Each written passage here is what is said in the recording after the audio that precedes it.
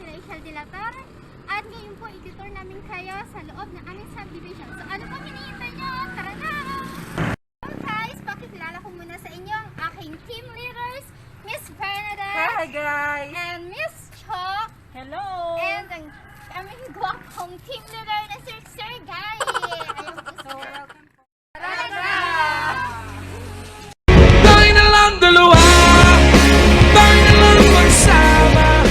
So ayan po, makikita nyo po, ito po yung loob ng Nueva Esperanza Subdivision. Ayan po, makikita nyo po na meron na pong mga nakatayong bahay. So sila po yung mga naninirahan dito sa loob ng subdivision. Yung iba naman po is lupa po yung ini-invest. And then kadalasan po sa mga clients namin is abroad po. Kasi ang ini-invest nila is lupa. Kasi ngayon medyo mababa pa po. And then after 5 years dito po kasi sa Bayambang, dito po kasi yung location ng Nueva Esperanza, Bayambang Pangasinan po. Magkakaroon na po kami ng SM. Kaya possibility, magmamahal po yung lupa natin. So ngayon pa lang po, nag-i-invest na sila. And then ano pa pong hinihintay nyo? Kung gusto nyo rin po ng investment, inquire na po and reserve na today.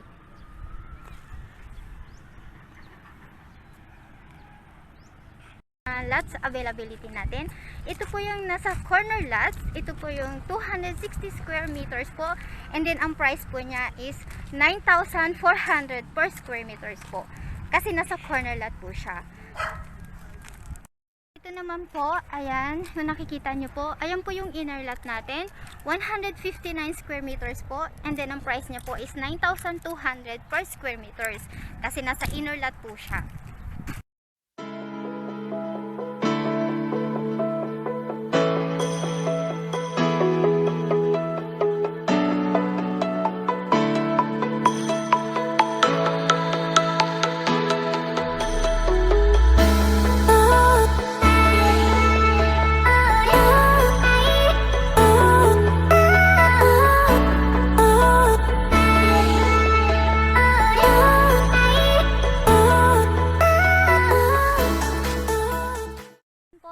Dito po sa JAMAICA Realty, we offer also house and lot po.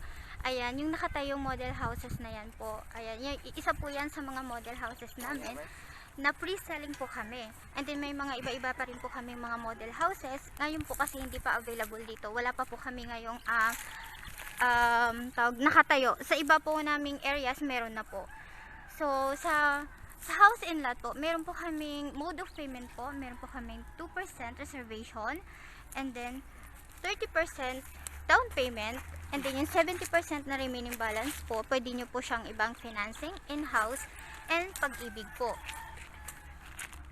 So, ang 30% po, once paid na po tayo for the down payment na 30%, pwede na po natin simulan ng construction ng bahay na gusto nyong ipatayo.